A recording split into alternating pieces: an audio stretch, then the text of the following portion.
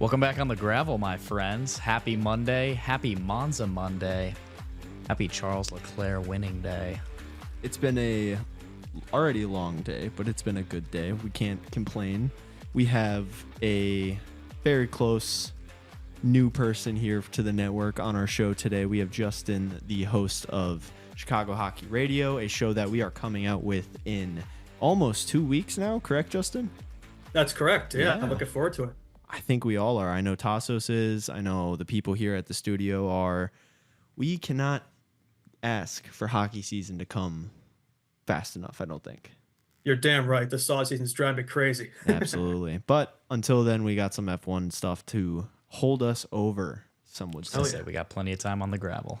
We have so much to talk about today. Before the race, during the race, after the race. Everything has happened today, and it's great for us. But yeah, first off, just thank you guys for listening like always.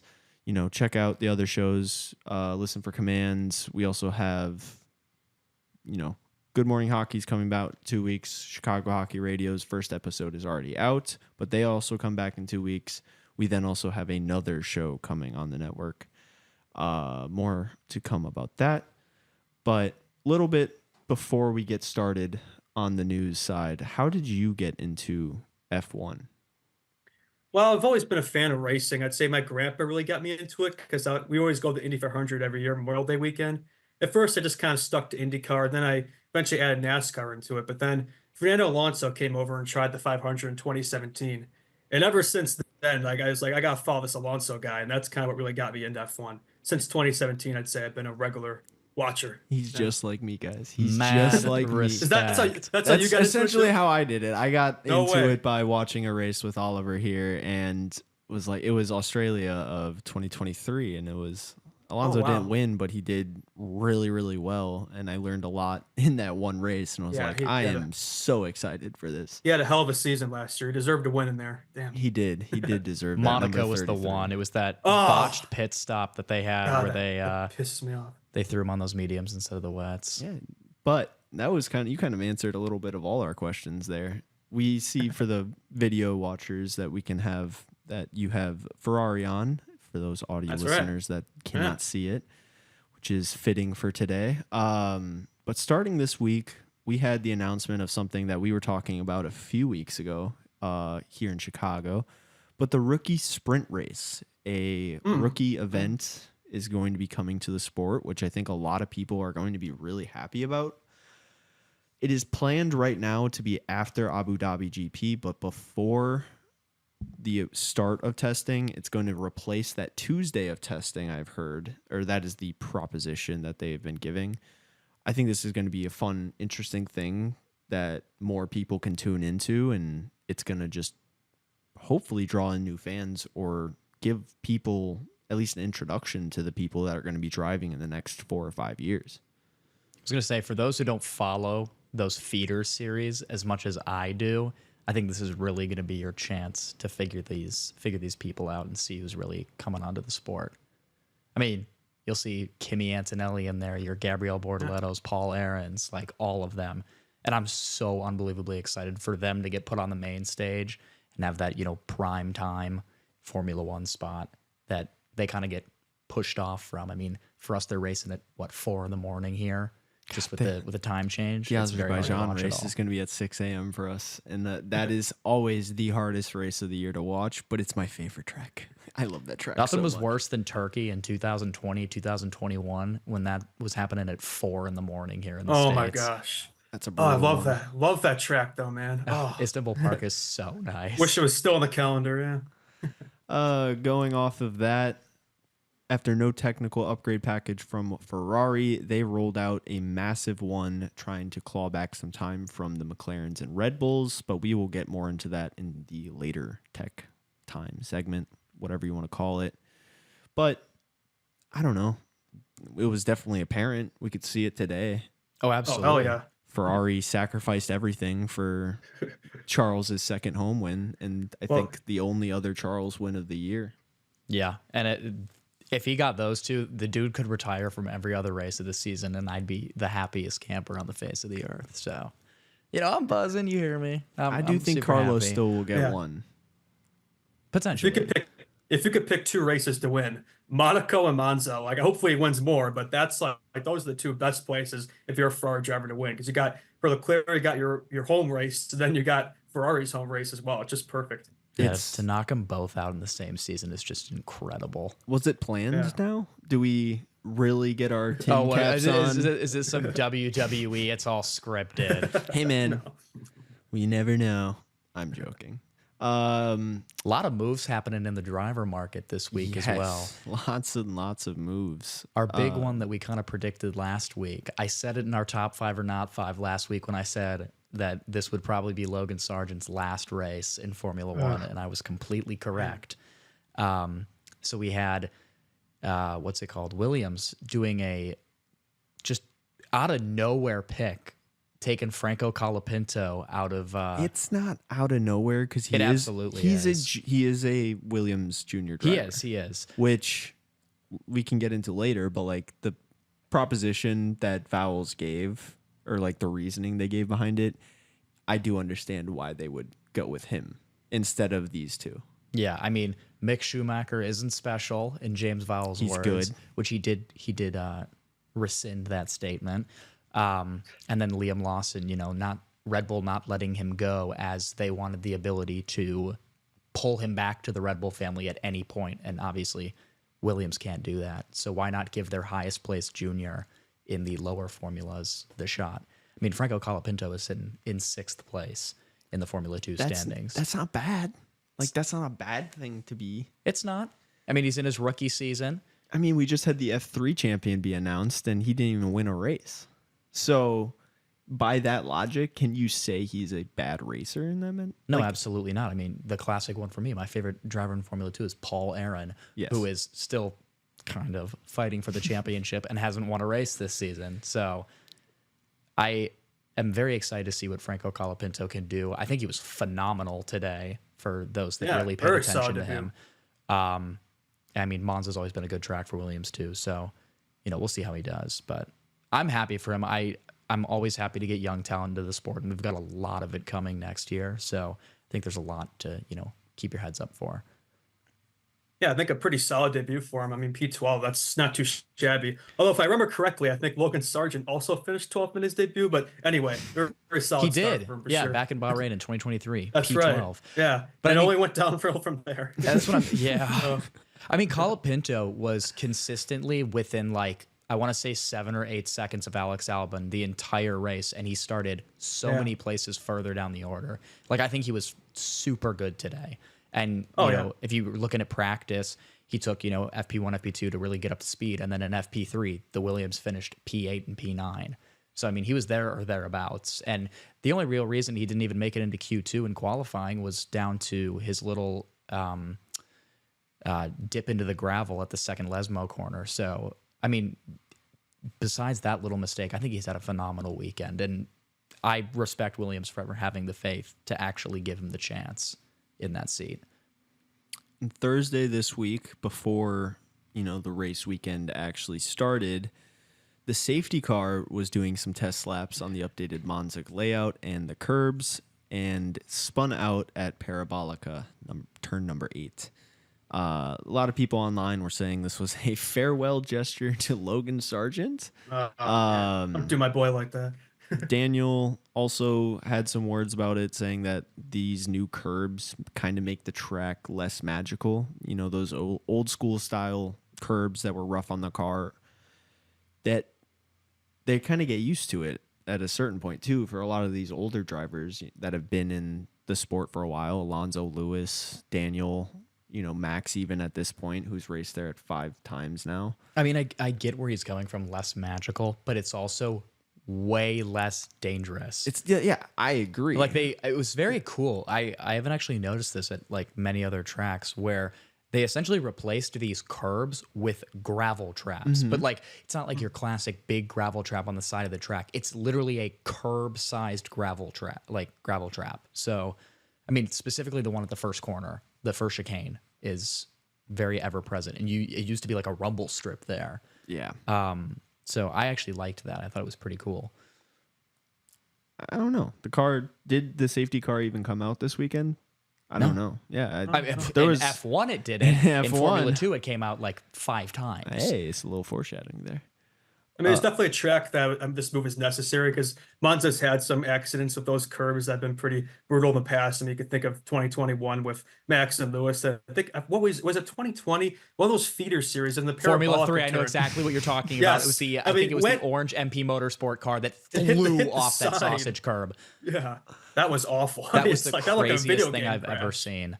Yeah, so it's definitely necessary. If I remember correctly, it was Roberto Meri, I think. Okay. Yeah.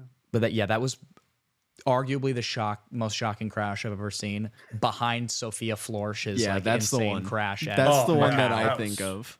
Yeah, that was the scariest thing I've ever seen in my life. Yeah. That video is so gut wrenching.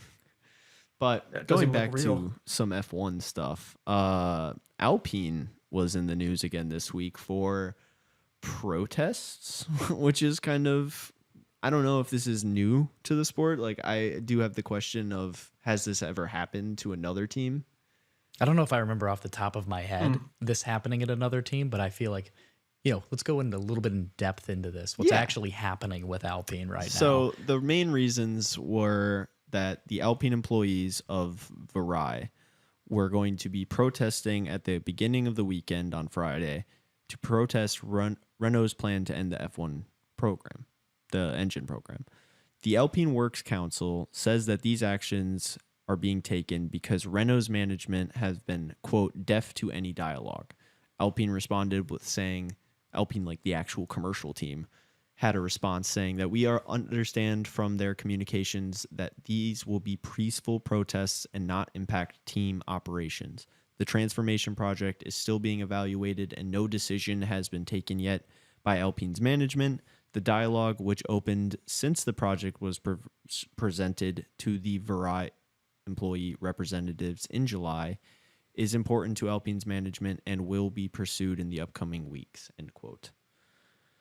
Now, this also does have notes of just American business, the style of it, and everything about American politics and the way that workers union. Yeah, this kind of exactly. stuff. Yeah.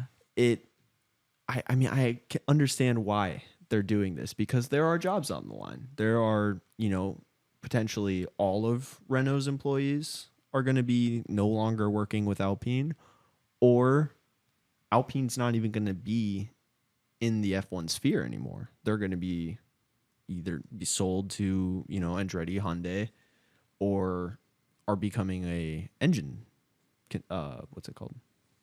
Customer team. Thank you. It was cool. The pictures that I saw was like 100 people and all in white Alpine shirts with signs. Go for it. Yeah. Good. I respect them doing get your it. word out. The amount of money and time that has been poured in from, just Renault and all of the employees that have worked on this engine program for multiple years now at this point. I mean, literally since it's been announced, these new regs have been announced.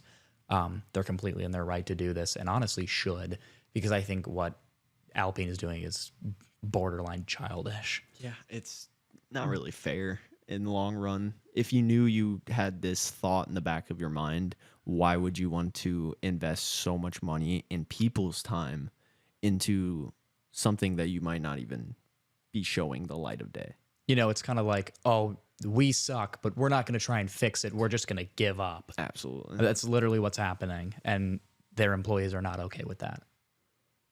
I think that's okay. Justin, you got any thoughts?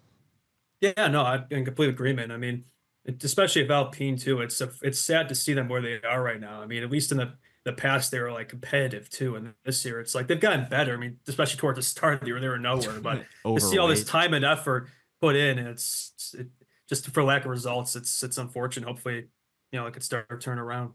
Yeah, and I mean, you got to feel for the drivers at Alpine too. Yeah. I don't feel for Esteban. I feel for Pierre. No. Yeah, Very hard. That's the best way of saying it, Oliver. Yeah, I mean, he's on his way out anyway to Haas, so he could have fun with that. True. Yeah, ruin Ollie Behrman's career. To segue this, I saw a very fun statistic, and it's gonna make a lot of people mad.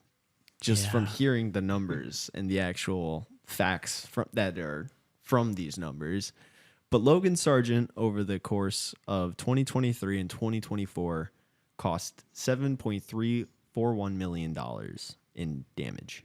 He was labeled a failure. He was kicked out of his seat and right now has no future in any motorsport to anyone's knowledge. Sergio Perez, $6.86 million. Successful number 2 driver, great teammate, but also has an unknown future. The duality of man. Yeah. Perez got that cartel money, so it's I forget. I was gonna say I forget how you walk the line a little bit on your shows.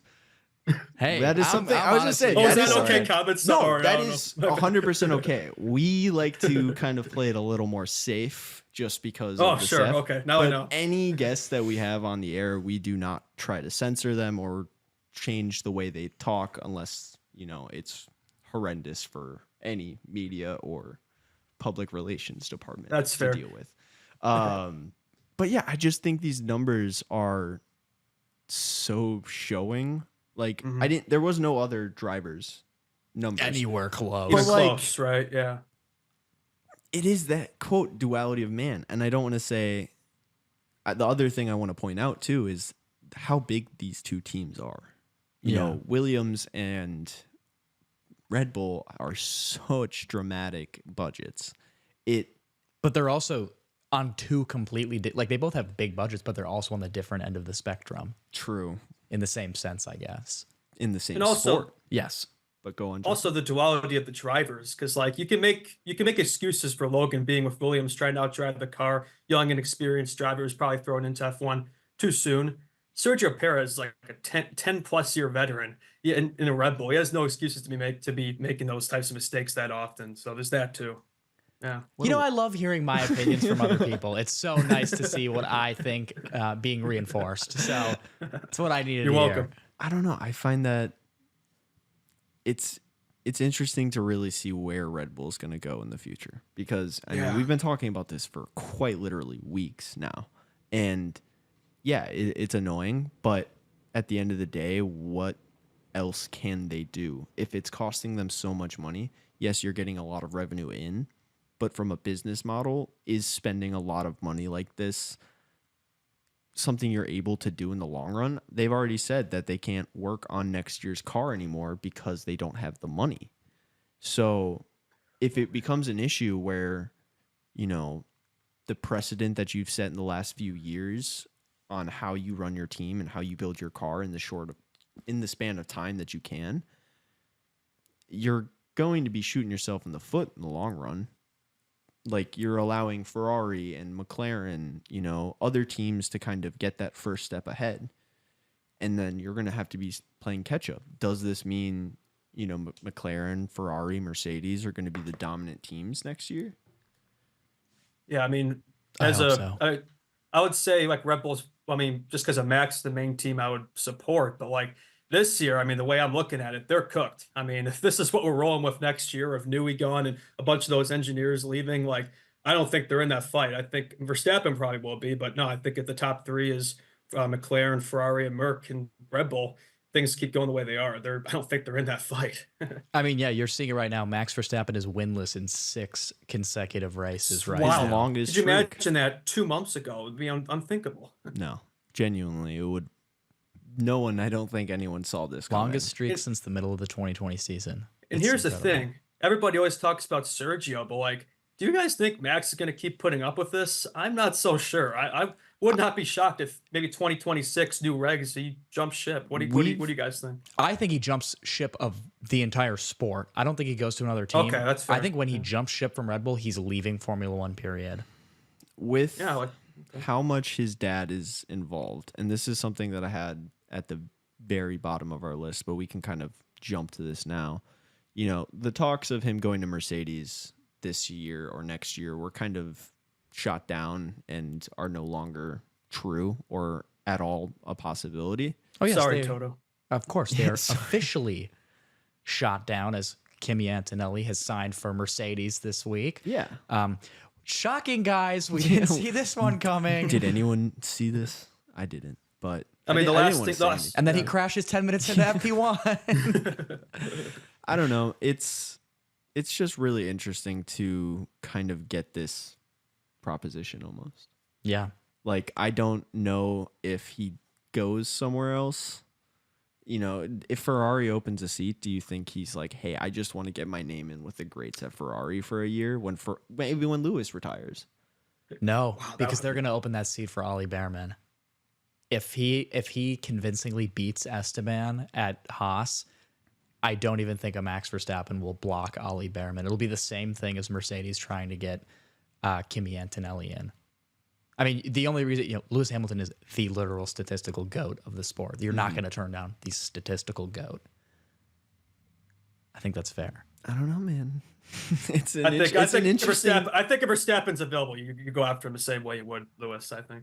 I think would so. Max want to go? That's fair. Yeah. I mean, I don't know if he would.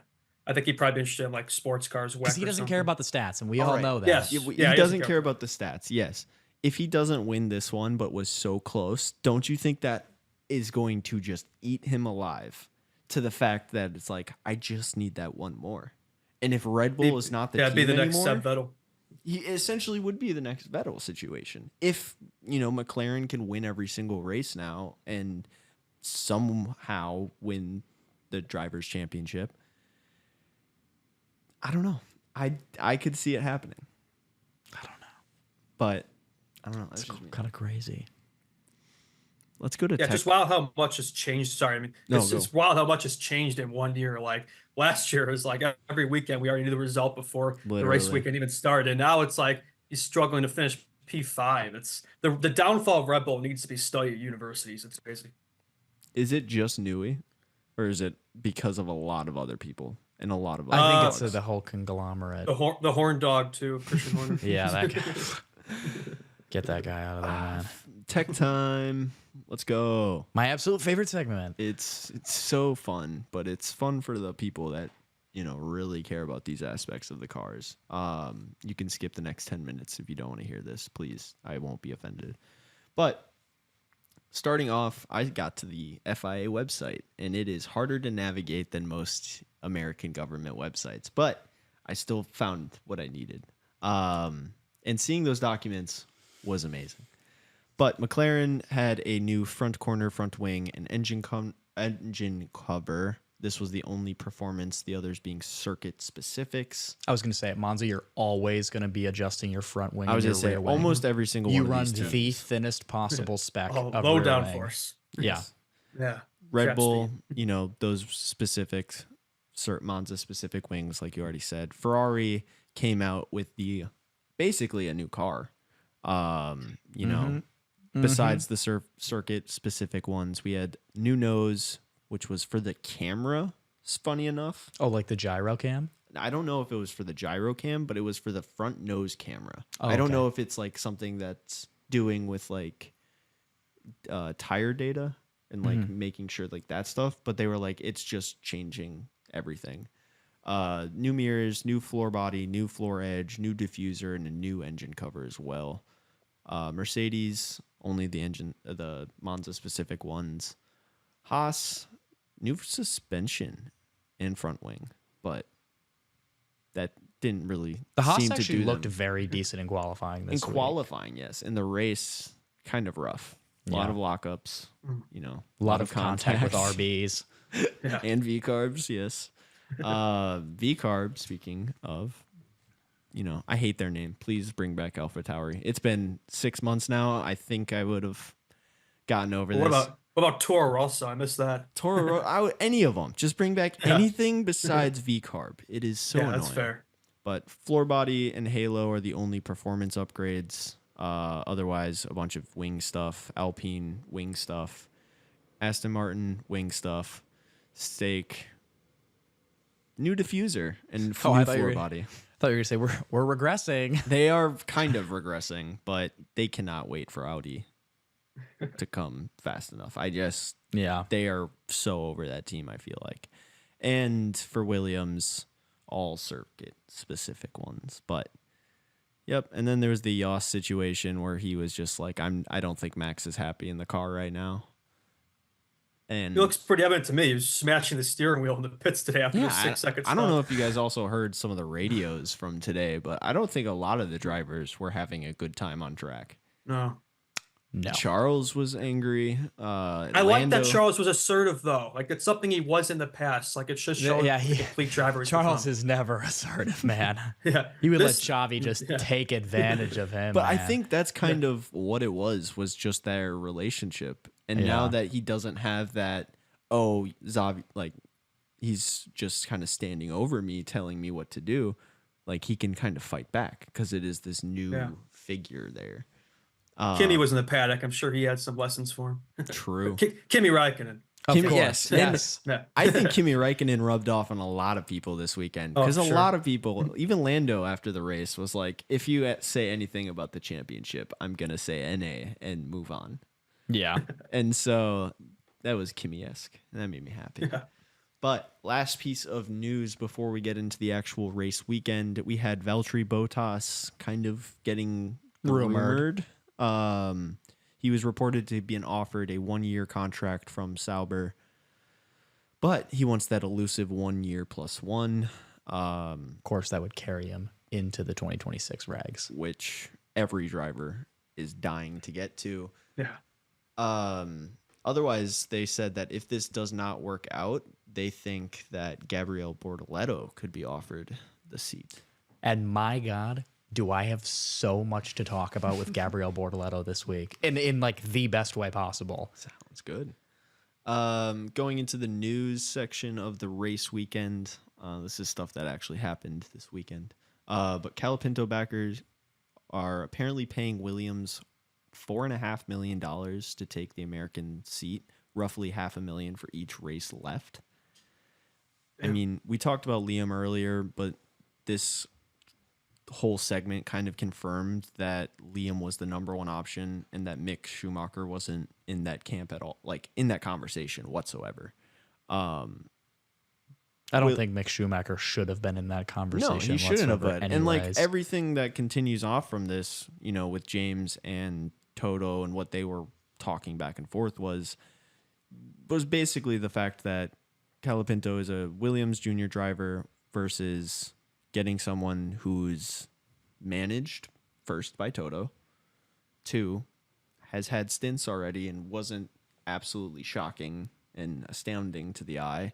But overall, why would you have a junior program if you're never going to use a junior driver? Yeah, I will say this does very much boost the prowess of the Williams junior program. I personally believe when it comes to actually getting to Formula One, I think Williams has near the best junior program on the grid.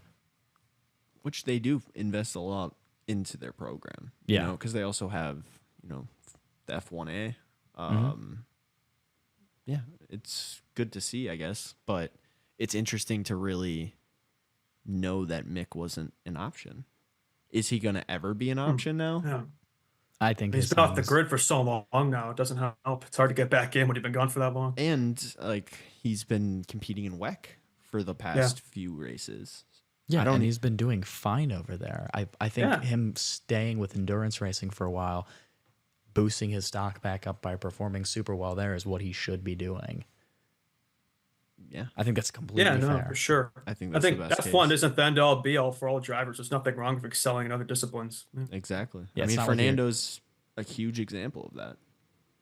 Would I rather? Let's be real. Would I rather sit in stake F1 team Kick Sauber and toil away for 3 years, scoring 5 points, or would I rather win the 24-hour of Le Mans? Like, I'd rather win Le Mans. I would rather win Le Mans. Yeah, every time. Let's go over to actual practice, shall we? Not too much happened, but the main thing that we kind of talked about earlier, Kimi crashing out in the first, minute? 10 minutes? Yeah. I don't really know how long it was. I saw it was like a minute and a half. No, I think it was like 7-ish minutes in. He did one push lap, and then like went P1 because 5 drivers had done a lap so far, and then he's going like 200% again, and then throws it into the wall, and it's so funny. I have to bring up like one meme that not even meme, just like George Russell's reaction. No, it was one actual post that I saw where it's like Kimi Antonelli is the future, and they were going through like Kimi versus Max in all the speed traps, like during that lap. They're like, Max's like best time during all of FP1, he was 15 kilometers an hour slower than Kimi in this speed trap and 20 kilometers slower in this speed trap. Meanwhile, Kimi is going on like 200% full throttle push laps on soft tires, no fuel, and Max Verstappen is on the mediums with a full freaking tank, dude. Like Kimi is the future. It's like, okay, dude. The glazing is crazy. The glazing was crazy. Toto being like, I was absolutely astounded with what I saw out there, and he's too fast, and we need to slow him down. Like, Toto is obsessed with finding the next Max Verstappen. Yes. He missed out on Max. Now he wants to find the next 17-year-old prodigy. 100%. He's gonna make the next one. This is like a lab. Put some GMOs in there. But I mean, he has so much to learn still. Yeah. And I did see a former racer, someone who's experienced in racing, say that his spin was mainly just because he downshifted one too many times. That's completely fair. And that is a mistake that I myself make. Yeah. I make. Playing F1 game? Yeah, I got a sim racing wheel and stuff, so I've been trying to play a little bit every once in a while, and I played for an hour, and my arms were stinging. I have much to learn in the eyes of becoming eligible to drive an F1 car ever in my life. But, I mean, anything else really happened in practice? No, I don't think it was that exciting. We had Kevin Magnussen crash in practice. Like, it wasn't super exciting. And then you had, obviously, what I loved the most was Valtteri Bottas looking really good in the first like couple practice sessions. Like, I think he got as high as P5 and FP2. And then when it came to qualifying, stock up, baby. yeah, when it came to qualifying, he was just nowhere. I mean, that stake race pace is so bad. Yeah. I mean, and then when we got into qualifying was very weird this week. And just in the sense, like, your Q1s, your Q2s, you're seeing the normal exits of the Saubers, the Alpines, Franco Colapinto, like, you know, Kevin Magnussen. And of course, you're seeing the classic Aston Martin barely not making it to Q3. Yeah. Alonso getting knocked out by 11 hundredths of a second. The classic, you know, Hulkenberg and Albon making it to the top 8 or top 10. But what shocked me was the fact that Max looked phenomenal during the first 2 parts of qualifying and then fell off. Yeah. Like, it blew me away when Max was going like purple in the first sector, green second sector, and then the dude crosses the line and is P7. And he was close to the 10th than pole. Yeah, and you still had the McLarens and the Ferraris to do a lap. Like, Max's 7th is the highest he's going to finish.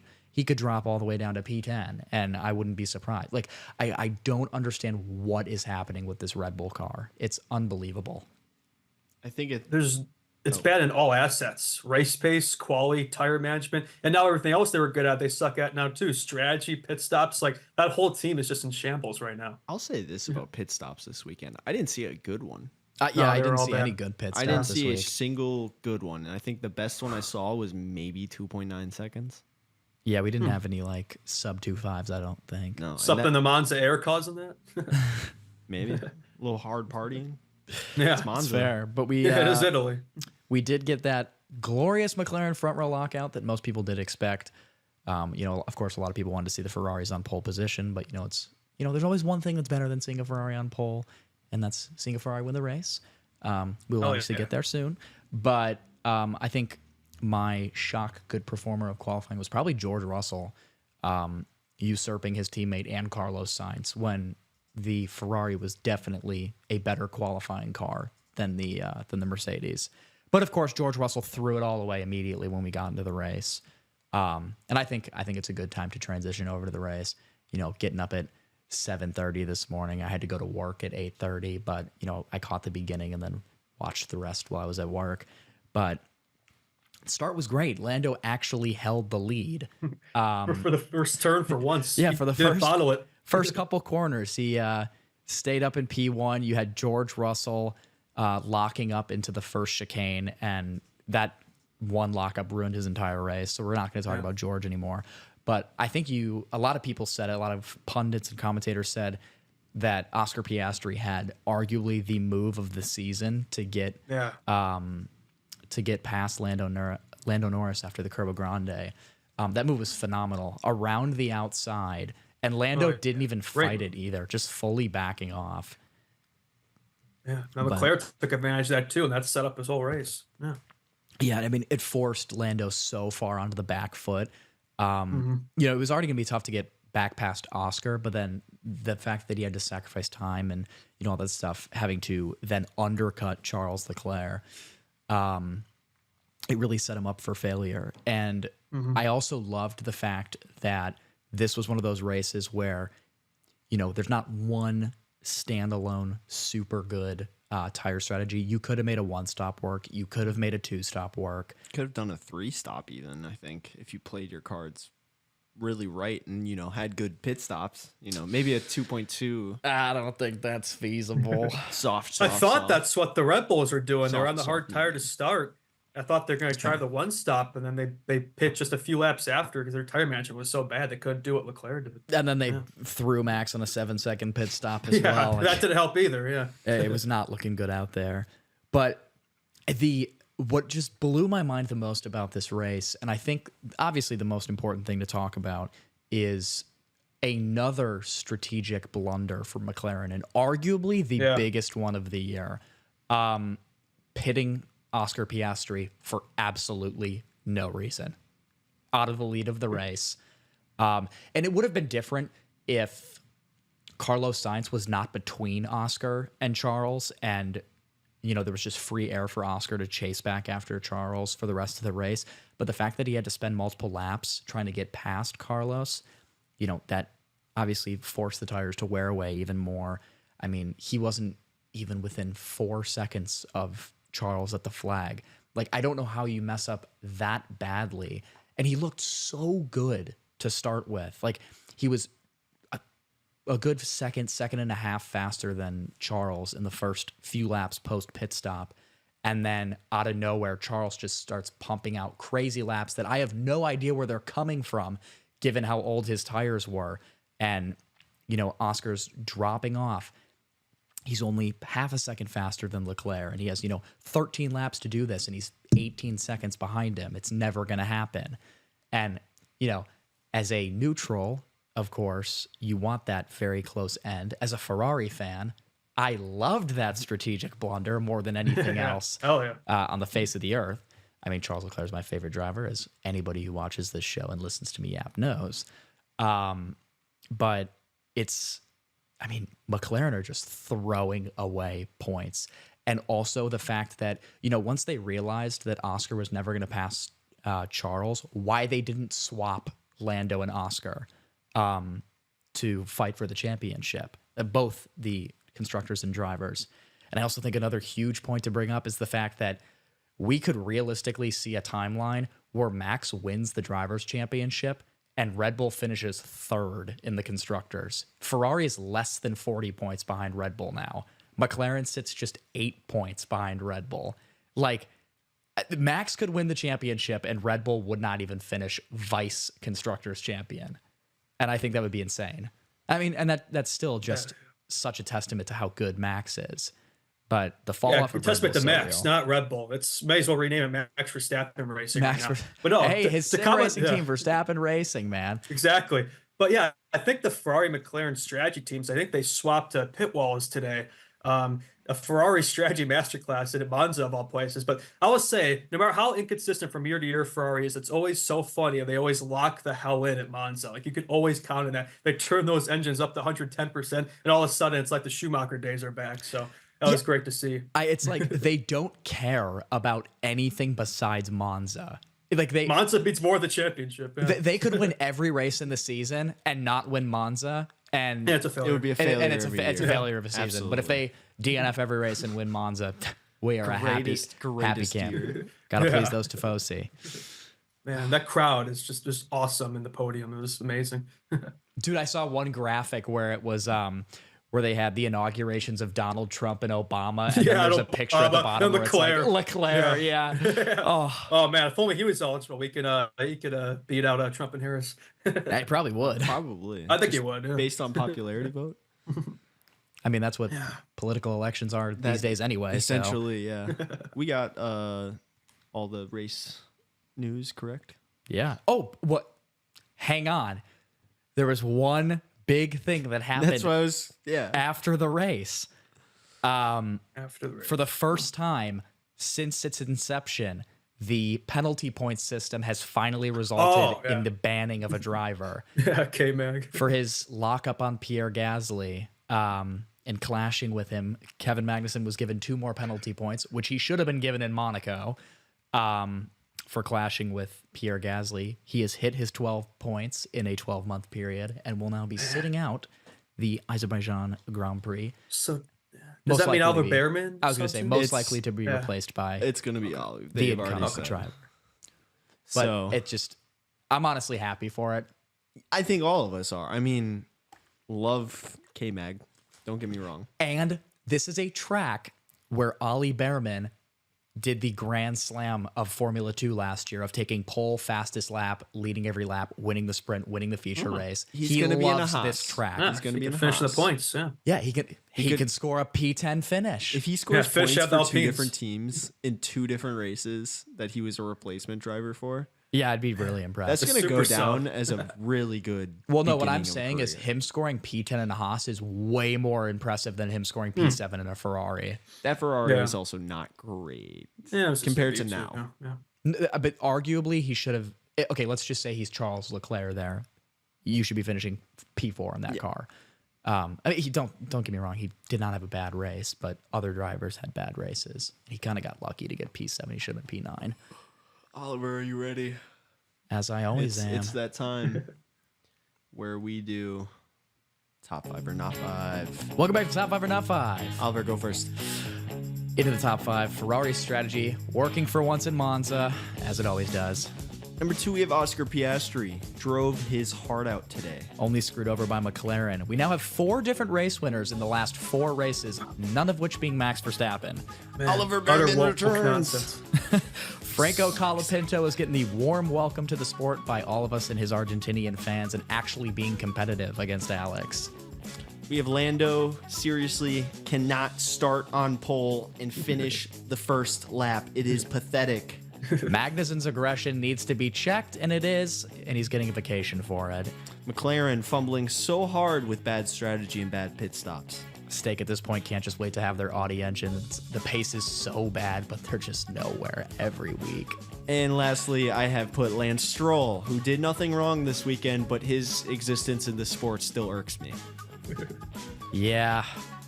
Yeah, it's a painful day, but That was Top 5 or Not 5. that was not fun. It was a good one. That was a quick one. But after this, now we get to let Oliver rant for a few minutes on the greatness of F2 that happened today. I promise I'll be extremely quick. You get Oliver's classic Formula 2 race weekend recap. Going into qualifying, it was a very close affair for those at the top of the championship, specifically Maloney, Hadger, and Aaron. The 3 of them rounded out the top 3 on the podium of qualifying, with Aaron setting a time of 1 minute 32.322 for P3, Hadjar setting a time of 132.249 for second, and Zane Maloney setting the pole position time and taking 2 points with a time of 132.160, the top 3 being separated by a margin of 0.162 seconds. Championship contender Gabriel Bortoletto had a very shoddy qualifying, relegating him to the very back of the grid. He had a spin on his final run, which put him in the very last place on the grid. But this ultimately set him up for his greatest F2 weekend yet, and I am so over the moon with how well he did. But going into the sprint race, with our reverse grid sprint race, we had Enzo Fittipaldi on pole with Amari Cordell alongside on the front row, and it was a poor getaway for both, as Cordell was immediately swamped from the beginning, and Pepe Marti had a wonderful start that saw him take the lead at the Curva Grande. Behind, Zach O'Sullivan made contact with Franco Colapinto's replacement at MP Motorsport, Ali Gurtha. spearing the German into the wall before the first corner and breaking O'Sullivan's suspension, taking the both of them out. After the due safety period, Marty led the field away with Fittipaldi momentarily taking the lead back after locking up into the first chicane and letting Martins and Ollie Behrman through. Behrman had serious pace, and that was noticed very quickly as he dispatched Martin, making a charge on Pepe Marti in the front and overtaking him a few laps later. While all this was happening, Bortoleto, he started in the back. He was seriously charging up through the field, and you weren't really noticing it since he wasn't sitting in the points. Further back, it was absolute heartbreak for Paul Aaron for like the third weekend in a row, as he was running in the points until contact with Maloney forced the Estonian to the back of the grid to fix a front wing. After that, once we hit the flag, Behrman took victory from Victor Martins and Joshua Dirksen, the man from Paraguay. But the big shock of the race, we've been seeing this all year, dead heats all year. Bortoleto and Hauger finished the race at the exact same time for P8. With this, the pair split the single point for 8th place and were both classified as so. Nobody finished the race in P9. Bortoleto made up 14 positions from P22, a number that would be further usurped in the feature race. Once we got there, it was a great start for Zane Maloney and Paul Aaron in P3. However, this was quickly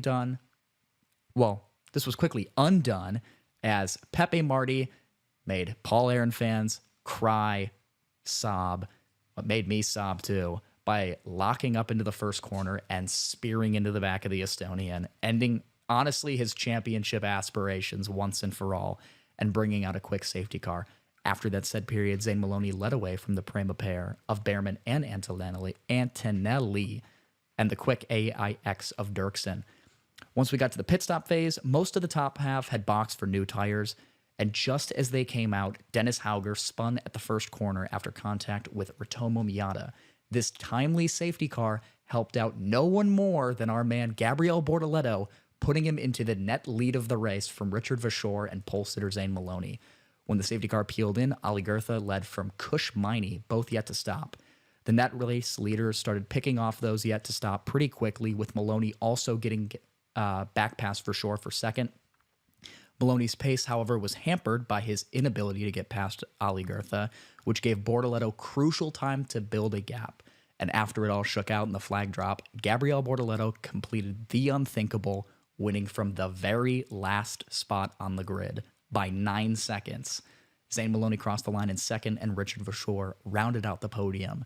When it came to the championship, Isaac Hadjar in the lead of the championship and Aaron in P4 were both scoreless all weekend, which let Zane Maloney and Bortoleto push up the order. 22.5 points for Bortoleto and 24 for Zane Maloney saw the top four in the championship reshuffle.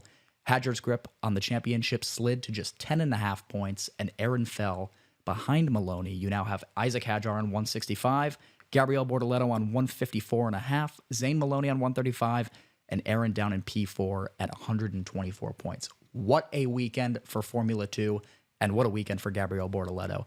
The former Formula 3 champion is really stamping his authority on the grid.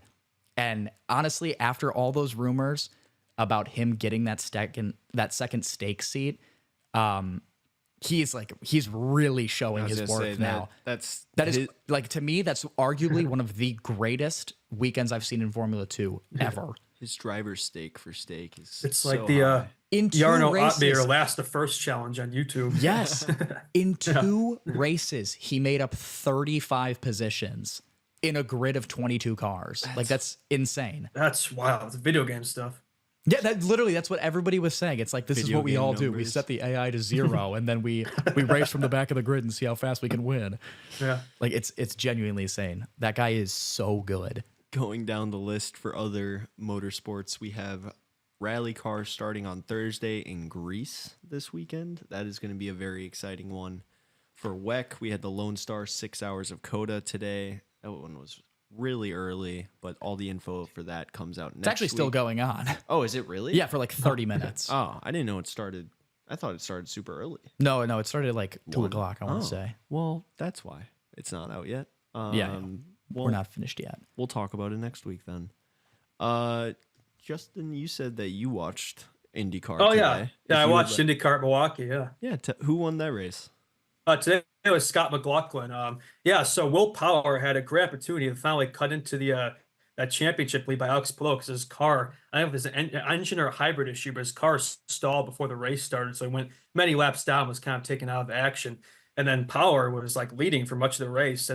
But then during one of the yellows, coming to green, he spins out, stays in the race, he keeps it going, but then he falls back to like 10th. So going to the championship race 2 weeks from now in Nashville, I believe Palou has a 30-point championship lead. So it's still there. Power could still kind of compete for it, but I mean, barring a mistake, which Plo doesn't make many, he's kind of very Scott Dixon like. He's very just mistake free. I mean, it seems like his championship to lose, but we'll see. Overall, it's a very strong weekend. IndyCar's return to Milwaukee. I think the first in 9 years, and it was just awesome. I was gonna say it's been a really long time.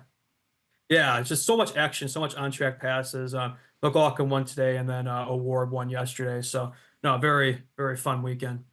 Yeah, awesome. MotoGP also was today. We had the Argonne circuit. I'm not saying the name. Motorland Argonne. Don't worry. But I got to watch half of this race because the F1 race started at 8, and because HBO Max does have MotoGP and F1 on, or not F1, but MotoGP and WEC.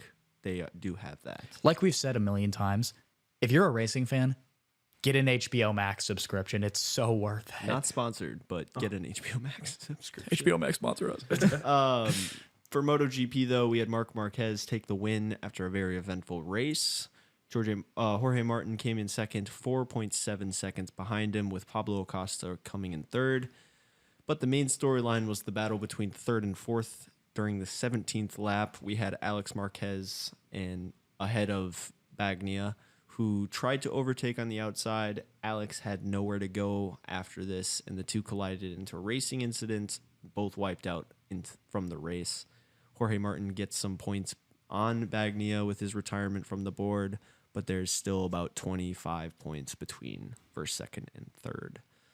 Otherwise, we had Formula Drift. We had the last Pro Spec Series and the second to last Pro Series. Not all the information for that has come out yet, just because it also ended, today. But Grantsville, Utah, beautiful place. It was a really cool event to watch day one of. I didn't get to tune in for most of the Pro Spec stuff, sadly. But Dmitry Brutskiv takes the win in the events against Margaritis Katsalati in the final round. Our boy Jack was knocked out in the seeding bracket, unfortunately, but he will be coming back next year just as strong. For the Pro Series, we had Andy Haitley winning the seeding bracket spot, who made it to the second round before getting defeated by the Irishman James Dean, who is, leading the championship right now. Dean himself was leading in the Pro Series, like I said, knocked out in the final four, placing fourth, with Frederick Asabo coming in second and Trenton Beecham coming in third. Odi Bacchus, after a very fun time, Oliver's just mogging the camera. I'm not mogging the camera. Odi Bacchus, after a very fun Formula Atlanta, secures his win of the season, first win of the season, and as they prepare for the final event in California in the middle of October. So we got quite a little bit of time until that, but that is going to kind of wrap it up for us here on the gravel today. Justin, it was awesome having you here, first off. Oh, thank you so much. Yeah, it's an honor to be on here. I love motorsports in general. I like that it's not just F1. You guys delve into other motorsports as well. I'll be watching NASCAR Darlington after this. I got that recorded. So awesome. Yeah. Beautiful. I know you said that you would definitely be coming back on the show. I don't think we'll have you on next week just because there's no F1 race and not too many other discussions of racing next week, but we will definitely have you back. Oh, thank you. Yeah. Do you want to plug, some of the stuff that you do, plug Chicago Hockey Radio and where they can find that? Oh, sure. Yeah. So I run a Blackhawks memes page on Instagram called Bjork Memes, and that's how these guys found me here. Mm-hmm. We'll be starting a Chicago Hockey Radio in mid-September, so that'll be a weekly show. Plus, we'll do post-game things for every Blackhawks game as well, starting in October. So yeah, really looking forward to that. Should be a lot of fun. Yeah, super excited for all that stuff. From the studio here in Chicago, we are wishing you all the best. Oliver, you get to wait a second because I need to tell them where they can get our YouTube stuff. But subscribe on YouTube, follow on Spotify, Apple Music, rate us 5 stars. Thank you guys so much for listening in with us when we are all so tired from working our other jobs. It's been a long weekend. Restaurant industry with Labor Day or Memorial Day. I don't even know what day. Oh, yikes. It's been a very long week, but That it has. we will still always be here for you guys on the gravel. Oliver, you can finally do your thing. Absolutely, I can. As always, subscribe right here on the right side of my head. No, it's on the left side. It's been so long since I've messed up. Subscribe out here on the left side of my head. Last week's video over here on the right. Appreciate you guys popping out every single week. Take care, y'all. Thank you guys.